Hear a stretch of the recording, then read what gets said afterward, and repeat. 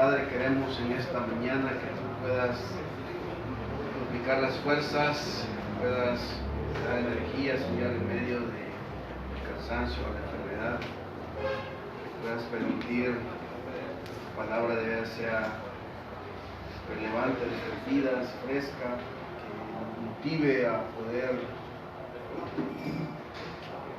pensar en las cosas que tienes para nosotros, en tu carácter, en tus promesas, en tus planes. Ayúdanos, Señor, Espíritu Santo, a que esta palabra se convierta en una palabra dinámica, una palabra reveladora, una palabra que nos ayude a seguir adelante. Bendecimos en el nombre de Jesús. Amén. Estaba leyendo en un boletín de la Sociedad de Salud Mental, según datos de una investigación de 2014 al 2016, se informó que el 7% de los trabajadores de tiempo completo en los Estados Unidos lucharon contra la depresión. Y también este estudio muestra que las mujeres eran más propensas que los hombres a tener un ataque mayor de depresión, y los trabajadores más jóvenes tenían las tasas más altas de depresión que sus colegas mayores. Ese mismo reporte de salud mental dice que el 11%, el grupo más alto de los trabajadores que tienen profesiones donde tienen que cuidar personas, lo que incluye el cuidado de niños, ayudar a personas mayores o con discapacidades graves en sus necesidades diarias, reportó una depresión que duró más. Hay pérdida de interés y placer, y al menos otros 4 síntomas afloran, incluyendo problemas con el sueño, la alimentación, la energía, la concentración y la autoimagen. Otros grupos que es bien interesante es que los trabajadores que preparan y sirven alimentos, cocineros, camareras, meseros, tuvieron la segunda tasa más alta de depresión entre los empleados de tiempo completo, en el 10.3%. En un empate con el tercer lugar fueron puestos los trabajadores de la salud y los trabajadores sociales con 9.6%. La tasa más baja de depresión, o sea, los que menos se deprimen, ocurrió en la categoría de los ingenieros, los arquitectos y los topógrafos, que no hacen nada, como se van a solo mandar llegan. Entonces, ellos fue la tasa más baja, el 4.3% de depresión. Según este estudio, dice que la depresión lleva a una pérdida de productividad de 30.000 millones a 44.000 millones al año, según un informe de la Administración de Servicios de Salud Mental y Abuso de Sustancias. Una cosa que demuestra el estudio es que trabajar a tiempo completo parece ser beneficioso para prevenir la depresión. Es decir, cuando más trabaja uno, un tiempo le queda a uno de deprimirse. La tasa general de depresión para los trabajadores a tiempo completo es del 7% y se compara con el 13.7% registrada con los desempleados.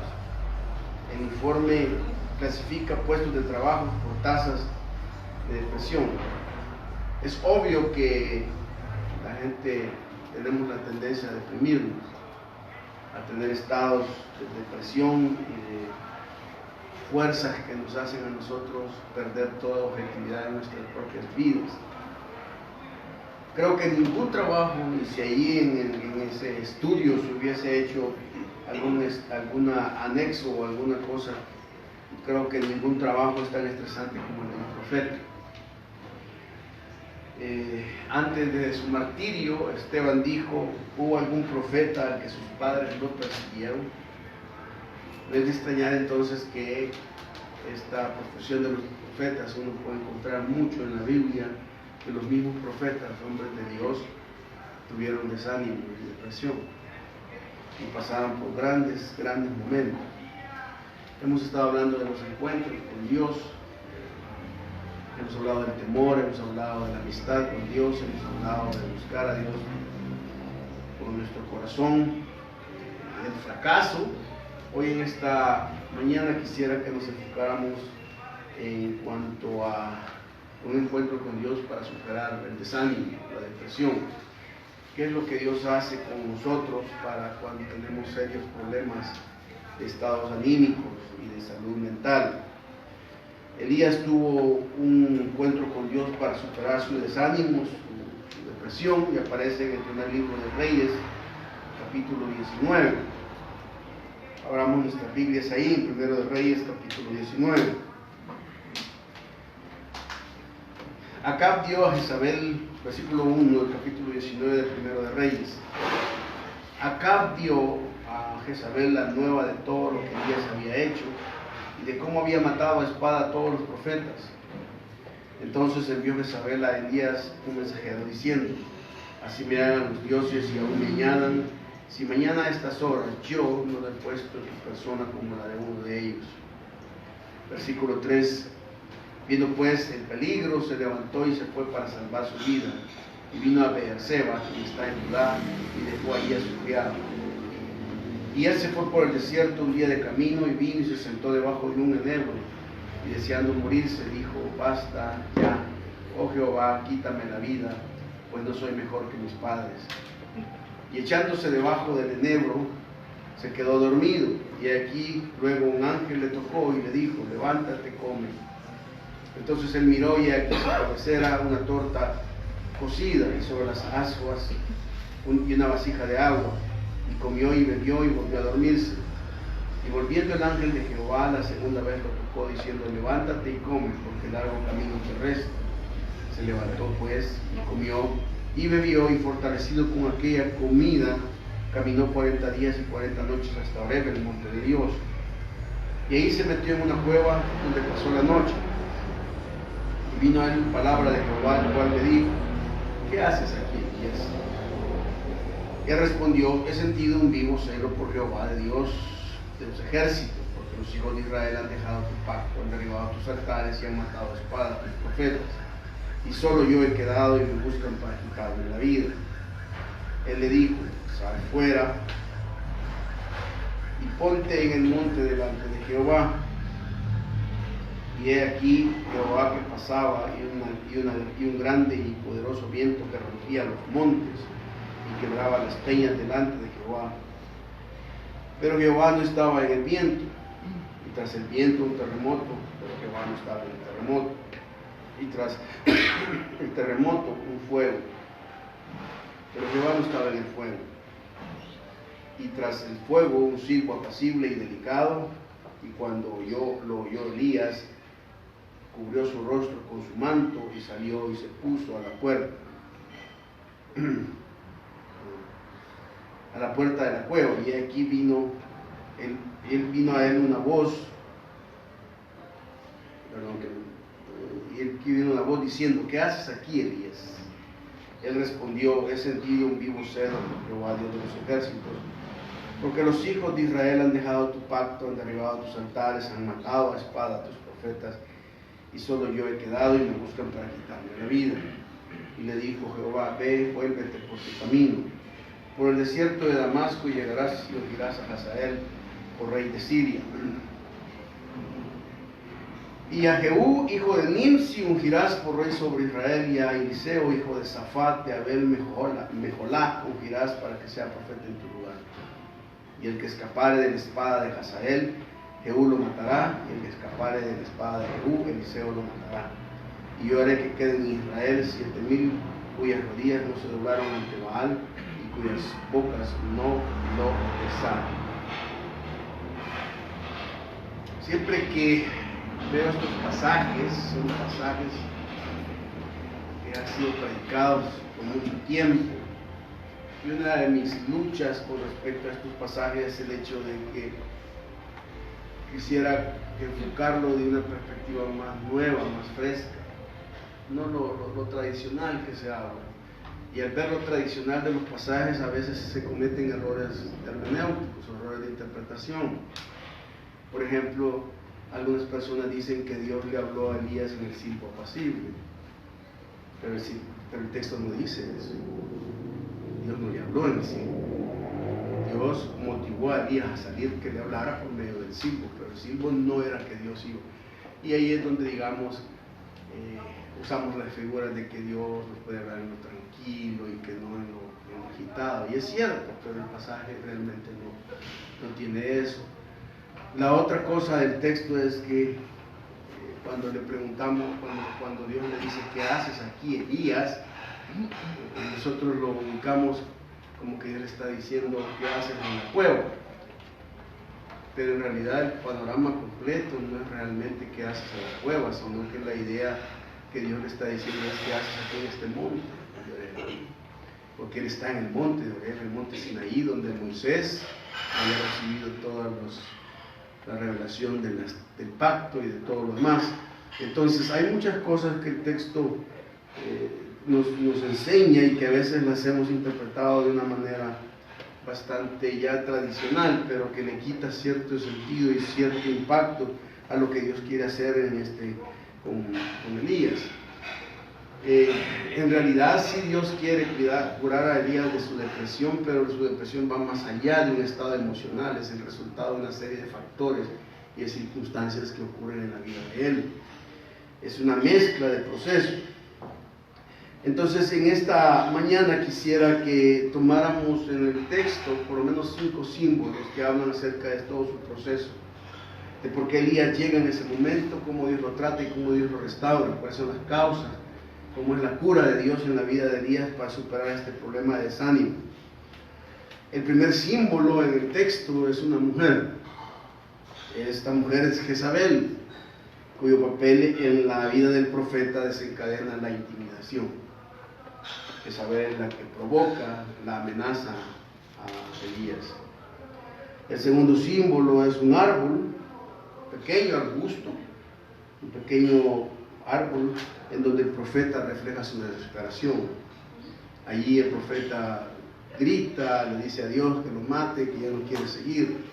Ese árbol es el lugar donde él refleja su desesperación. La tercera es la cueva, que determina el profeta su ubicación, hasta dónde ha llegado él, hasta dónde está parado él, hasta dónde lo puso Dios, hasta dónde su vida lo ha llevado a terminar en una cueva. ¿Por qué es que está en una cueva? ¿Qué demuestra su ubicación dentro de esa cueva? Y la tercera tiene que ver con la voz de Dios, o Dios mismo, que es la voz de la restauración, es la voz de la renovación, de la sanidad y de la curación de Elías en medio de toda esa dificultad. Cada uno de ellos representa una etapa en la vida de Elías y tiene para él grandes repercusiones en sus decisiones, en su forma de ver a Dios, en su forma de verse él mismo. Así es que veamos en primer lugar a la mujer, que es la fuente de su desánimo, la fuente de su intimidación.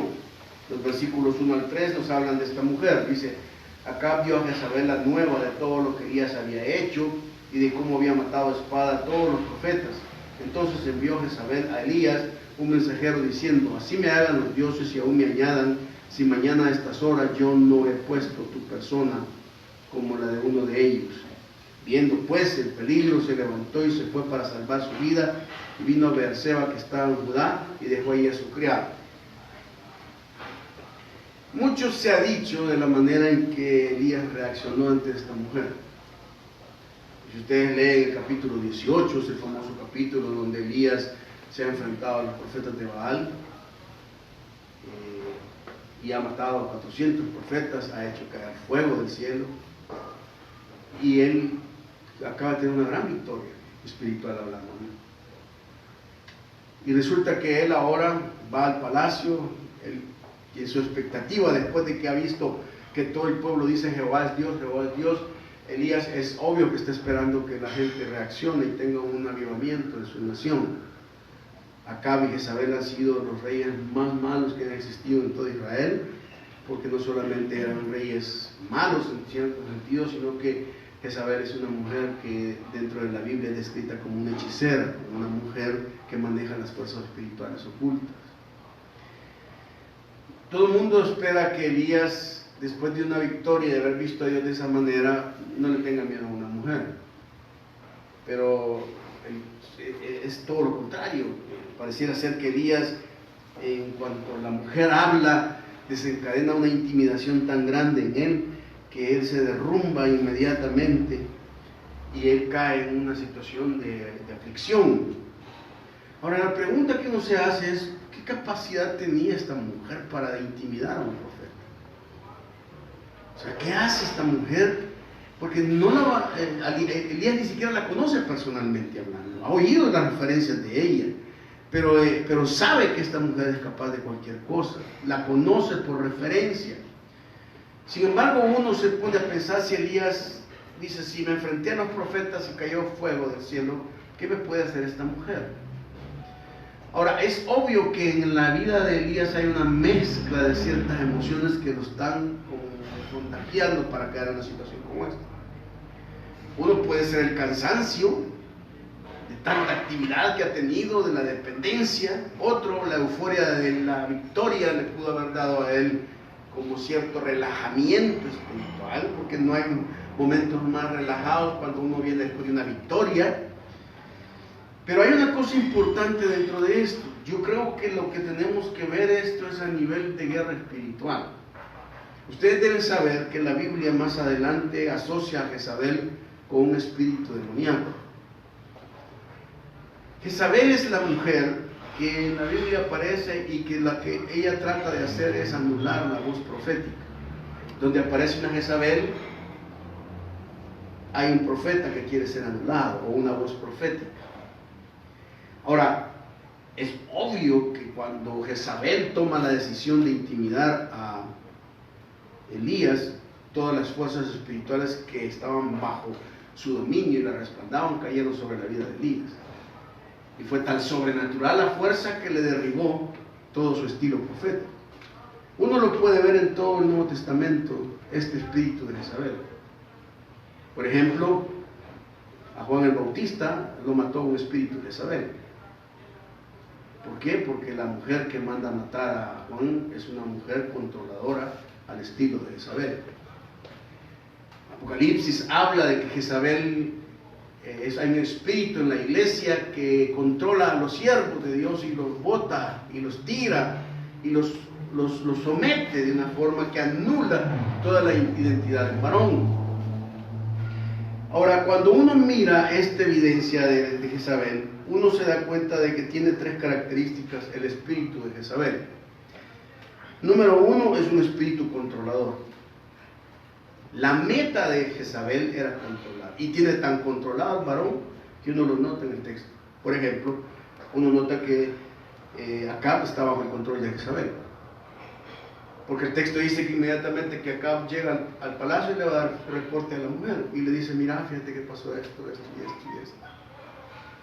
No es una situación, y uno cuando mira a Acab en todo ese lugar se da cuenta que Jezabel es la que manda en Israel.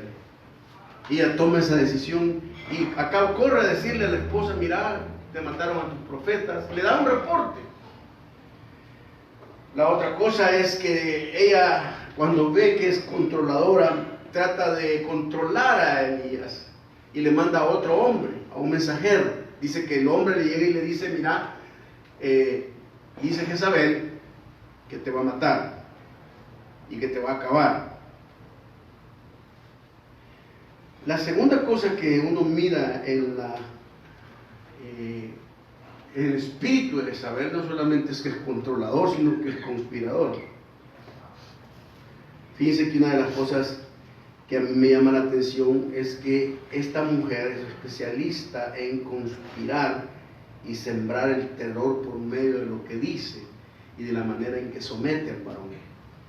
¿Sabe que a mí yo me puse a pensar en el texto, era por qué razón Jezabel no lo mandó a matar de una sola vez? Es decir, si ella, su intención era simple y sencillamente destruir a Elías, la mejor manera de destruirlo es mandarlo a matar de una sola vez sin avisarle. ¿No creen ustedes eso? Es la mejor estrategia. Sin embargo, la mujer lo que hace es que le manda a otra persona para decirle que lo va a matar, porque para esta mujer el tener controlado y sometido al varón es una de sus grandes satisfacciones.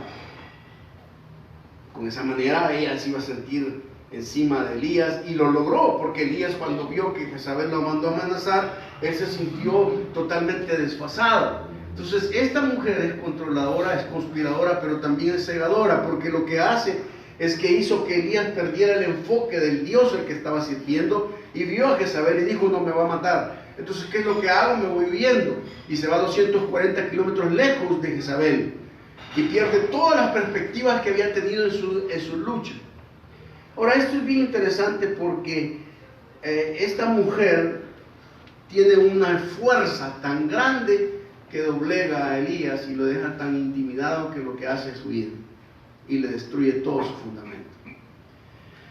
Ahora, quisiera decirles algo. Cuando una mujer en un matrimonio o en una relación controla al esposo o al novio y lo somete, esa mujer tiene espíritu de Jezabel.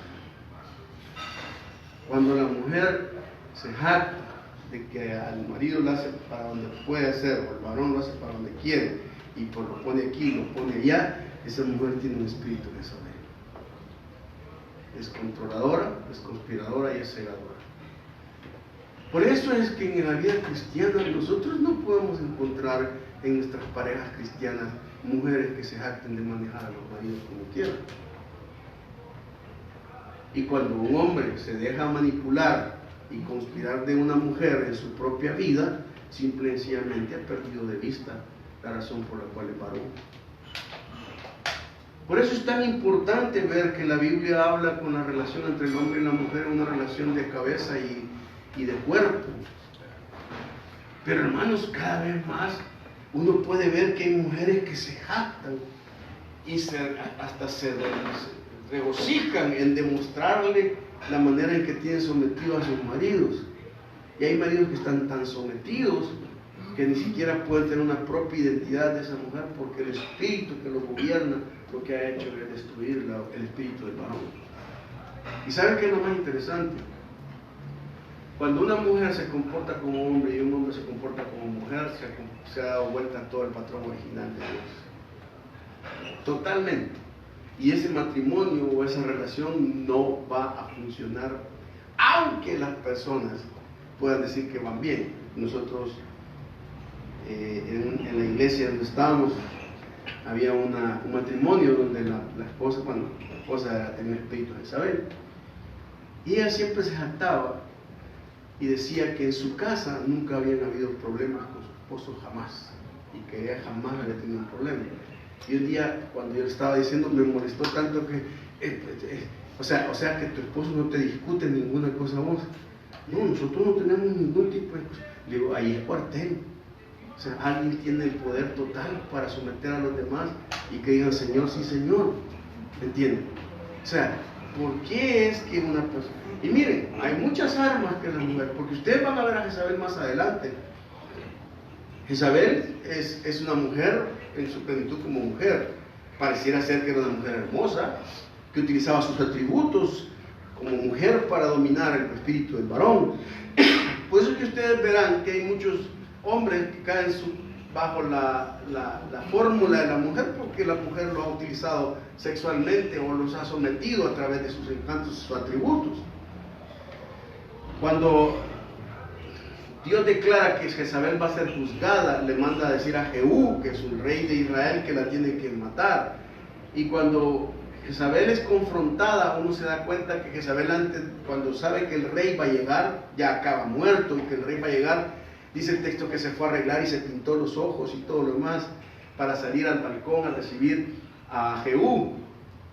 ¿Por qué hacía eso? Porque simple y sencillamente sus características. Ahora, una de las cosas que a mí me ha enseñado el tiempo es que es más peligroso tener de enemigo a una mujer que tener de enemigo a un hombre. Porque las mujeres no tienen la capacidad o no reaccionan de la manera violenta como un hombre se pueda, sino que la manera de la mujer es muy inteligente, es a través de la conspiración y a través de la manipulación, ¿me entiende? Por eso toda mujer cristiana que tiene el Espíritu de Dios no puede constituirse en una mujer manipuladora ni una mujer sensual, pues que por medio de todos sus atributos, sus encantos, va a tener doblegado a un varón. Y un varón tampoco va a perder toda su perspectiva simplemente por los aspectos emocionales y sexuales que una mujer pueda tener. Hermanos, eso no es más, es un espíritu tan fuerte que cuando se le opone la palabra de Dios a través de la gente que hace, esa mujer se constituye un enemigo tremendo de querer destruir. Elías era un hombre que tenía la voz de Dios, y esta mujer lo ha intimidado de tal manera que sale corriendo. Dice, no voy a salvar mi vida, esta mujer sí me puede matar. Ahora, en segundo lugar, nosotros vemos que en su intimidación Elías corre, y su segundo lugar donde él se queda es un árbol. El versículo 4 dice, y se fue por el desierto de un día de camino, y vino, se sentó debajo de un enebro, y deseando morirse, dijo, basta ya, oh Jehová, quítame la vida, pues no soy yo mejor que mis padres. Y echándose debajo del enebro se quedó dormido, y aquí luego un ángel le tocó y le dijo, levántate, come. Entonces él miró, y aquí a su cabecera una torta cocida, y sobre las ascuas y una vasija de agua, y comió y bebió, y volvió a dormirse. En dos veces habla del enebro. El enebro es un arbusto un poco parecido al ciprés. Las frutitas son parecidas a las zarzamoras, pero son redonditas, y se utiliza para frescos y para muchas cosas. No son árboles grandes, pero son árboles frondosos que estaban dispersos por todo el desierto.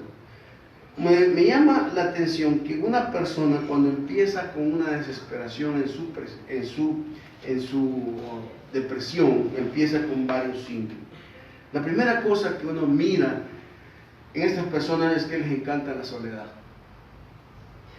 Fíjense que dice el texto que el versículo 3, vino a Beerseba, que está en Judá, y dejó allí a su criado. ¿Qué hizo Elías? Dijo, no quiero a nadie conmigo, yo solo, me aíslo, no quiero, y dejó a su criado. Y se fue a donde, el desierto, un lugar solitario, un lugar solo, un lugar donde no hay ningún tipo de vida específicamente clara. Y como no encontramos ninguna satisfacción en las personas ni en el juicio de las multitudes, lo que aprendemos es a enconcharnos y a buscar una soledad. No me entiende nadie, no me comprende nadie, entonces me aíslo en mi soledad. La segunda cosa que miro en el sentido de la vida de Elías no es la soledad solamente, sino también hay una resequedad en su vida. Esa resequedad tiene que ver con una sequía existencial en él. Llega el momento a que se refiere en dos ocasiones diferentes a lo que es su vida en ese momento. Está tan seca que simplemente desea ya no existir más. Cuando perdemos ya nuestro deseo más básico de sobrevivencia, es porque hemos descendido a una sequía espiritual que ya nada nos importa. Lo que Elías dice es, ¿para qué sigo vivo? Pues, quitarme la vida. A mí me da risa que muchas veces en la Biblia encontramos a todos varios profetas. Jonás fue uno. Matame, quitame la vida. Y Dios bien simplemente dijo, si te quieres matar, matate vos, yo no te voy a matar. O sea, qué bonito es suicidio teológico. Matame pues, saca algo y me matás. Y entonces Dios dice, si sos tan payaso que te quieres morir, matate vos solo, si vos tenés la capacidad para matarte. Pero estás como diciéndole a Dios, y Dios dice, no seas tan payaso. Si de veras te querías matar, matate pues. Pero no estés diciéndome, matame, como que Dios... ¿Y qué tal si Dios le hace caso? Es bien interesante que le dice, ya no quiero vivir, ya no resta más, ya no hay más. Esa sequía existencial lo ha llevado a un momento en que ya no quiere nada. Pero también hay una apatía emocional. Deben saber que una persona en gran depresión siempre tiene la tendencia a comparar con otras cosas y con otras personas lo que no han logrado. Elías dice, es que yo no soy mejor que mis antepasados. Y la pregunta que uno le puede hacer a Elías, ¿y quién te ha mandado a ser mejor que tus antepasados? O sea, si después viene y me dice, es que yo no soy igual que a mis parientes que tienen pista, es que yo he sido un fracasado por lo que... Y la pregunta es, ¿quién le ha mandado a pensar que usted tiene que ser igual que a los que tienen en otra parte? Es que yo no logré tantas cosas como fulano y como fulana, yo solo soy una simple empleada, un simple empleado, y todo lo que tengo es... Y la pregunta es, ¿quién le mandó a usted a que entienda que su vida tiene que ver sobre la base de la comparación? Sobre la base de lo que otros fueron o lo que otros lograron. O sea, a mí me preocupa que muchas personas cuando están en depresión, la gente que les quiere ayudar comete ese error y le dicen, mira, en vez de estar así, mira lo que tienen otra gente, mira lo que tienes vos y lo que la otra gente no tiene, y le empiezan a decir, y eso no ayuda, porque al fin y al cabo lo que hace más es decir si es cierto, pero ¿qué? Así me siento, no tengo... Yo no sé si ustedes alguna vez han entrado en depresión, pero entrar en depresión es un momento en el cual ninguna argumentación, a menos que sea una ruptura espiritual con la palabra de Dios, hace que la persona salga de eso. Ni tratamientos ni nada. Ahora, oiga una cosa, esa apatía emocional lo llevó a él a estar desprotegido emocionalmente y solo en ese mundo. La segunda cosa es que hay una carestía espiritual. A mí me impresiona dos cosas. En dos ocasiones dice que se quedó dormido bajo el árbol. Mucho de dormirse, a veces tienes una asociación con la depresión. La gente que está deprimida duerme bastante, porque el dormir es una manera de escaparse de la realidad. Y dice que se duerme 2 veces. Es obvio que el árbol le daba consuelo, porque estaba fresquito debajo del árbol, ¿sí? Y ese árbol le daba consuelo y alivio sobre la situación. Y es que saben una cosa, muchas veces en nuestra carestía espiritual nos conformamos con cosas menos que Dios. Y no solamente eso, sino que nos conformamos con enebros espirituales que dan alivio a nuestra situación, pero no dan raíz y solución a la raíz de nuestra situación. Que estuviera dormidito debajo del palo, tranquilo, cómodo, no significaba que había salido del problema. Y lo que parece ser es que Elías no quiere salir de ese árbol. Porque los enebros espirituales nos dan una solución temporal. Pero lo bueno es que Dios te provee en medio de esas situaciones temporales lo que nos da alivio permanente. Porque de alguna manera Dios no quiere que usted y yo nos acostumbremos a esos enebros espirituales bonitos que nos dan comodidad, pero que no nos llevan al Dios de toda consolación.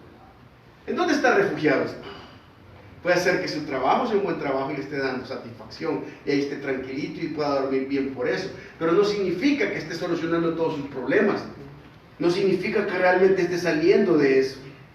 Ahora, Dios lo que va a hacer en este texto es que Él lo va a conformar y lo va a confrontar con la realidad. ¿Saben que el texto dice que Dios tiene formas para hacernos salir de esos lugares donde nos hemos refugiado y nos sentimos cómodos?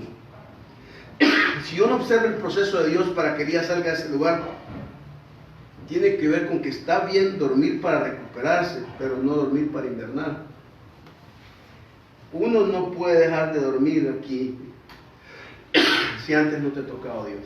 Mire, hermano, hay 3 expresiones básicas en la realidad de Dios aquí. La primera expresión es que dice que lo tocó. 2 veces dice que lo tocó. ¿Pueden ver la escena? Quiere decir que si lo tocó es porque estaba bien dormido. Yo me puse a pensar por qué no el ángel le grita, le dice, ¡hey, despertate! Sino que ella se acerca y lo toca y lo despierta. Si hay una cosa que me he dado cuenta, digo, es que la única manera que puede hacerme reaccionar de mi invernación espiritual es que toque a Dios. Si Dios no me toca, hermanos, ninguna otra persona que me toque va a ser la que me va a hacer salir del sueño. La segunda expresión es levanta. Esto implica que Dios no nos quiere postrados, sino activos en las indicaciones que nos va a dar. Ahora, una cosa curiosa en el trato de Dios aquí es bien importante, ¿saben por qué? Porque miren, en la primera vez, el versículo 5 dice, y echándose debajo del enebro se quedó dormido, y aquí luego un ángel le tocó y le dijo, levántate, come. Entonces, dice, él miró y aquí a su cabecera una torta cocida sobre las ascuas y una vasija de agua, y comió y bebió, y volvió a dormirse. Luego versículo 7, y volviendo el ángel de Jehová la segunda vez lo tocó, diciendo, levántate y come. Es la misma instrucción. Me gusta esto, ¿saben por qué?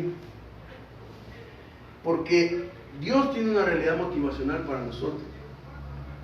Se pueden imaginar ustedes, Elías está hambriento, ya Dios le ha cocinado, Dios es un buen cocinero, le ha hecho la comida, y le dice, levántate y come. Y Elías come y se vuelve a dormir. Y el ángel no le dice, mira, no te duermas otra vez, ya comiste, no te duermas. No, que le dice, bueno, quédate a dormir. Es interesante que Dios no le regaña ni lo ¿cómo se llama? Ni lo redarguye, gracias, lo redarguye para... Me gusta que Dios lo deje dormir. Está bien. Pero sí, no te voy a dejar dormir la segunda vez. O sea, está bien, está bien. Ya te di a comer, te saqué adelante, seguí dormido, seguí. No te voy a hacer decir nada en este momento. Y luego le vuelve a decir en el versículo 7, viendo el ángel de Jehová segunda vez lo tocó, diciendo levántate y come, pero aquí ya no le dice. Aquí ya no lo va a decir, no. O sea, mira, está bien, ya comiste pero en la vida es más que comer y dormirte. Le dice, come y bebe otra vez, pero ya no te duermas. Levántate porque tenés mucho camino que te resta. Ahora, lo interesante del caso es que esta motivación es bien importante. Porque ustedes notan el versículo, dice, le dio una torta cocida. La expresión torta cocida es un pastel cocido. O sea, no estamos hablando de que Dios llegó y le hizo algo solamente para, sino que le preparó algo delicioso. Es una comida especial. La torta cocida está relacionada con la misma torta que hace la viuda cuando le da de comer a Elías. Es la misma frase. Y la vasija llena de agua está asociada con las vasijas que él conocía de las vasijas de aceite. En ese sentido, la comida de Dios es cierto que le refortalece, pero es un símbolo y un mensaje de que Dios siempre ha sido el que ha estado con él y le ha sostenido siempre a través de muchos diferentes milagros en su vida. Y eran suficientes evidencias de Dios para su vida, para que él siguiera postrado. Y por eso le dice a Elías, ok, come y levantate, pero largo camino te queda. Ahora, una cosa importante es que Dios sabe hacia dónde va Elías. Pero Elías no ha dicho nada hasta dónde va. Y Dios le dice, mira, levántate porque te queda largo camino. En pocas palabras, sé para dónde vas. Aunque no me lo digas ni nada, pero sé para dónde estás yendo. Está bien. Ahora, ese largo camino que le quedaba no era un camino que Dios quería que recorriera. ¿Sabe por qué? Porque cuando él se va por ese largo camino, cuando Dios ya lo restaura y le dice, ¿sabe qué le dice? En el versículo 15, ve y vuélvete por el mismo camino. ¿Por qué es que Dios hace eso? ¿Por qué es que creemos que los caminos que nosotros escogemos son los caminos de Dios? Y Dios dice, ok, sé para dónde te dirigís y te voy a echar que camines, pero una cosa te voy a decir, te voy a regresar por el mismo camino. Porque no estás en el lugar donde yo quiero que estés, ni en el estado espiritual que yo quiero que estés. Dale, alejate lo que querrás, salite, andate para donde querrás. Te doy chance, pero sé para dónde vas. Y sé que es largo el camino que tenés. Pero ese largo camino lo vas a descaminar, porque después cuando estés ahí y te encuentres al final de donde llegues de tu propio camino, te voy a decir, regrésate otra vez. ¿Por qué? Porque no estás donde debes estar. Y por eso es que Dios hace muchas cosas y nos regresa otra vez más a las situaciones para que entendamos que nos hemos alejado demasiado de Dios y nos hemos ido por un camino que Él no quería. Ahora, es probable que el camino que Elías esté escogiendo es interesante, pero la realidad sobrenatural es que él se dirige al monte de Horeb. Y uno se pregunta por qué Elías escoge el monte de Horeb. Y dice que es el monte de Horeb, el monte de Dios. Ese monte es el monte donde ¿cómo se llama? Donde Moisés recibió las tablas de la ley. Donde Dios se manifestó. Ahora, Dios es muy noble porque nos motiva, nos deja pasar ratos dormidos y postrados, pero nos da tiempo para levantarnos y tomar los pasos necesarios para salir de nuestra postración. Nos deja que vayamos y caminemos, pero finalmente Dios que hace las cosas sobrenaturales. Ahora, la tercera cosa que uno mira en esta imagen no solamente tiene que ver con la mujer y con el árbol, sino que tiene que ver con la cueva. La cueva habla de la ubicación de Elías, hasta dónde llegó él. Uno se pregunta, ¿cuál es la razón por la que Elías se dirige al monte Horeb? ¿Por qué es que él quiere caminar? Ahora, fíjense que una cosa es importante. Dice que el versículo 6, en el versículo 7, y volvió el ángel de Jehová, segunda vez lo tocó, diciendo, levántate y come, porque largo camino te resta. Se levantó pues y comió y bebió, y fortalecido con aquella comida caminó 40 días y 40 noches hasta el Horeb, el monte de Dios.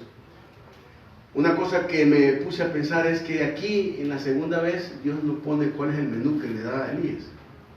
No dice que le da de comer, pero lo que dice es que lo que le dio de comer le dio fuerzas para caminar 40 días y 40 noches. ¿Qué tipo de comida le habrá dado? Red Bull le dio alas, ¿ok? Porque le dio un tipo de comida y de energía que el hombre caminó 40 días y 40 noches. Dios es bueno, porque incluso muchas veces nos sostienen en camino que no quiere que estemos, pero Él dice, te voy a dar fuerza para que camines y para que lo hagas, pero no es lo que yo quiero que hagas. Por eso hay gente que hace grandes empresas y logran muchas cosas y dice, yo te doy los recursos, pero el que te esté dando los recursos no significa que esté aprobando el lugar donde estás. Hermanos, eso Dios no significa que si Dios te está respaldando y dándote cosas, pueda hacer que estés seguro que Dios te quiera ir. Ahora, fíjense que lo que yo miro en Elías es que Elías quería buscar a Dios nuevamente, pero al estilo de Moisés. Porque las evidencias que uno te dice aquí, todas tienen que ver con la manera en que Dios se manifestó a Moisés. 40 días y 40 noches, el monte. Y oiga esto, usted se va a dar cuenta por qué es que Dios también usa viento, fuego y terremoto. Porque el viento, el fuego y los terremotos fueron las tres cosas que Dios usó en el encuentro con Moisés. Entonces Elías va en busca de una espiritualidad prestada. Él cree que al repetir las mismas cosas que repitió Moisés, él va a tener un encuentro con Dios, pero no se da cuenta que Moisés es Moisés y que lo que Moisés experimentó era solo para Moisés, no para él. Por eso toda espiritualidad repetitiva que pasa en un hermano y que la quiero yo tener no significa que sea para nosotros. ¿Saben qué me di cuenta de esto? ¿Cuál es la ubicación en la cueva? Hay tres ubicaciones de Elías en la cueva. Y son las tres cosas que Dios hace en tu cueva. Porque llega al monte y lo que hace es se meter en cueva. No se queda arriba, sino que se queda en la cueva. Y hay tres cosas importantes. Primero, está la ubicación. La primera ubicación es el Dios que oyes en tu cueva. ¿Por qué digo eso? ¿Sabe que Dios le dice en el versículo 9? ¿Qué haces aquí, Elías? ¿Qué creen ustedes que significa qué haces aquí, Elías? ¿Por qué no le dice Dios, qué haces allí, Elías? Sino que le dice, ¿qué haces aquí, Elías? ¿Qué significa eso? Que Dios está con él en la cueva, dentro de su cueva. Y la pregunta que Dios le hace es, ¿qué esperas de esto? ¿Qué es lo que necesitas de este monte? Si yo estoy aquí adentro. Ahora, él oye a Dios en la cueva, pero no lo mira. ¿Por qué? Porque su misma cueva lo ha encerrado de tal manera que aunque pueda ser que Dios esté ahí, Dios no quiere estar contigo en la cueva, quiere que salgas de esa cueva. La segunda ubicación es el Dios que oyes fuera de tu cueva. Porque resulta que Elías oyó a Dios dentro de la cueva y dice, ¿qué haces aquí? Pero luego dice que él estaba. Miren lo que dice el versículo. Él respondió en sentido la respuesta evangélica que le da dos veces. El versículo 11 le dice, sal fuera y ponte en el monte delante de Jehová. Pero ¿qué ocurrió? Dice el versículo 13, cuando la oyó Elías, cubrió su rostro con su manto y salió.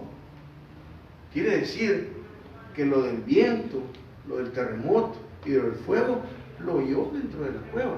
Era lo que Dios estaba haciendo afuera de ella. Y salió cuando, o sea, miren, lo lógico es esto.